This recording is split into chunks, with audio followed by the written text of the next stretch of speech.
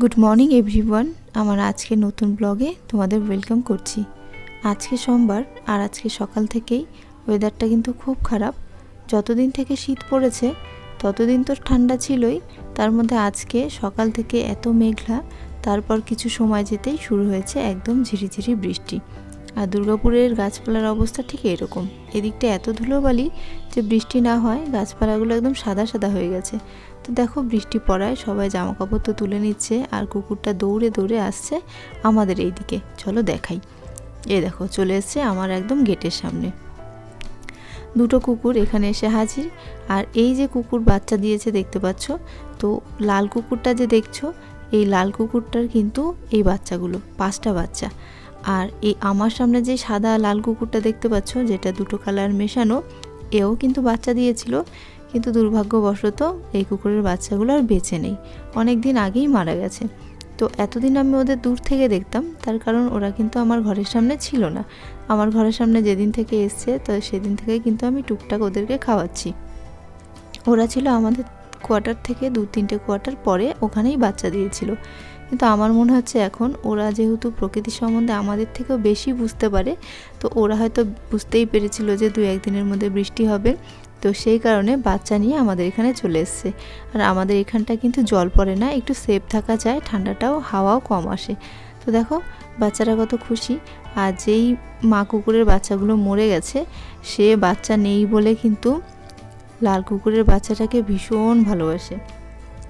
মানুষও হয়তো এতটা ভালোবাসতো না ও যতটা ভালোবাসে।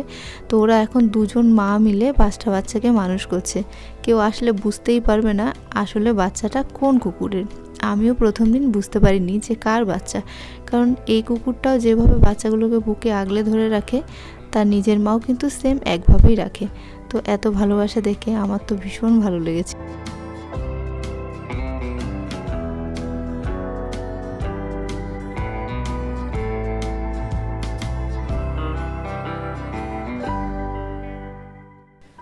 মেঘলা আকাশ বলে বোঝাই যাচ্ছিল না, বেশ অনেকটা বেলা হয়ে গেছে। আর তার মধ্যে যেরকম ঠান্ডা পড়েছে, আজকে গায়ে থেকে চাদর সরাতে ইচ্ছে করছে না।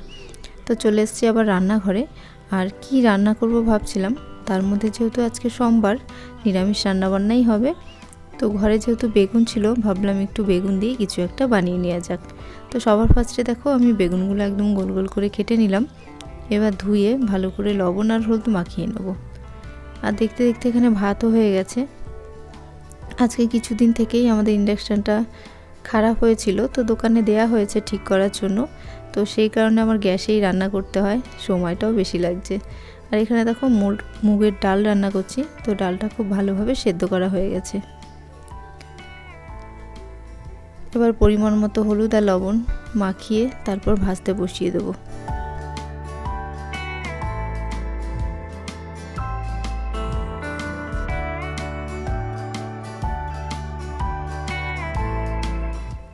তো দেখো বেগুনগুলো তো ভাজতে বসিয়ে দিলাম। আর আজকে বেগুনটা করব আমি দই দিয়ে। ঘরে সামান্য দই ছিল, তো সেই দইটুকু দিয়েই আমার মনে পড়লো যে বেগুনটা আজকে রান্না করা যাক। তো দেখো এখানে আমি টক দই নিয়ে তার মধ্যে একটু ধনে গুঁড়ো, জিরে গুঁড়ো, লঙ্কা দিইনি, গুঁড়োটা দেওয়া হয়নি, গোলমরিচ গুঁড়ো, তারপর তেলের মধ্যে 5 ফোড়ন, শুকনো লঙ্কা ফোড়ন দিয়ে ফাটানো দইটা দিয়ে একটু নাড়াচাড়া করে তারপর ভেজে রাখা বেগুনগুলো দিয়ে দিলাম। খুব তাড়াতাড়ি রান্না হয়ে গেছে, আর খেতে কিন্তু খুব ভালো হয়েছিল। তো দেখো তারপর রান্নাবান্না শেষে খেতে দেওয়ার পালা। এখন কিন্তু আমরা খাবো না। এই যে বাটিটা দেখছো কিছুটা ভাত মাখানো ছিল, সবার ফার্স্টে দিয়েছি বিল্লিকে খেতে। বিল্লি মানে আমার বৌমাকে।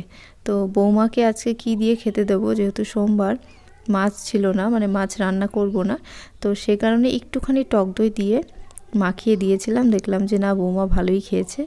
তারপর কুকুরগুলোকে খেতে দেবো কি, এটা ভাবতে ভাবতেও মাথায় আসলো টক দই দিয়ে দিই। আর কুকুরদের মনে হয় টক দই দিয়ে খাওয়ানোটা খুবই ভালো, ওদের জন্য মনে হয় খুব উপকারী।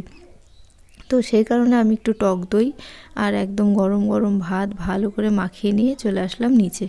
তো আজকে আমি যা বুঝলাম, একটু টক দই থাকাতে ঘরে অনেক দিন থেকেই ছিল, মানে দইটা থাকাতে আজকে 3টে প্রাণীর খাওয়া হয়ে ধরনের প্রাণীর খাওয়ার হয়ে গেল।